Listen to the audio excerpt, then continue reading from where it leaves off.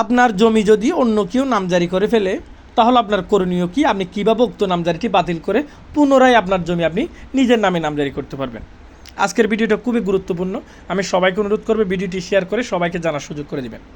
প্রথমত আপনার করণীয় কি, আপনি কি করবেন যদি অন্য কেউ আপনার জমিটা নামজারি করে নেয়। আপনার প্রথম কাজ হবে, যে ব্যক্তি আপনার জমিটা নামজারি করে নিল ওই নামজারি খতিয়ানের নাম্বারটা কত, ওই নামজারি খতিয়ানের নাম্বারটা নিয়ে আপনি উপজেলা সিলেন্ট অফিসে যাবেন, উপজেলা ভূমি অফিসে, উপজেলা ভূমি অফিসে গিয়ে ওই নামজারির নাম্বারটার মাধ্যমে ওই নামজারিটা বের করবেন।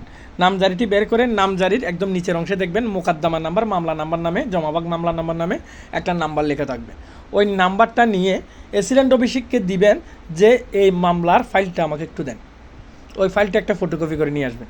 নিয়ে আসার পর আপনি একটু অ্যানালাইসিস করেন, বসেন, এক জায়গায় বসে চিন্তা ভাবনা করেন ওই ব্যক্তি ওই ফাইলের মধ্যে লেখা থাকবে, ওই ফাইলের মধ্যে এন্ট্রি করা থাকবে, ওই ফাইলের মধ্যে একটা বান্ডিল আকারে একটা ফাইল আকারে থাকবে উনি কী মূল্য আপনার সম্পদটা নামজারি করলো। তখন আপনার কাছে বিষয়টা ইজি হয়ে যাবে। এই ফাইলটা উত্তোলনের একমাত্র কারণ হচ্ছে ওই ফাইলটার মাধ্যমে আপনি জানতে পারবেন ওই ব্যক্তি আপনার জমিতে কী মূল্যে নামজারি করা হলো। যদি আপনার ডকুমেন্টসের সাথে ওনার ডকুমেন্ট যদি রাইট থাকে তাহলে ওকে, আর যদি রাইট না থাকে তখন আপনি খুব সহজে কম সময়ের মধ্যে মিসকেসের মাধ্যমে নামজারি বাতিল করে আপনার নিজের নামে পুনরায় নামজারি করে নিতে পারবেন। আশা করি বিষয়টা বুঝতে পারছেন। ধন্যবাদ। আসসালামু আলাইকুম।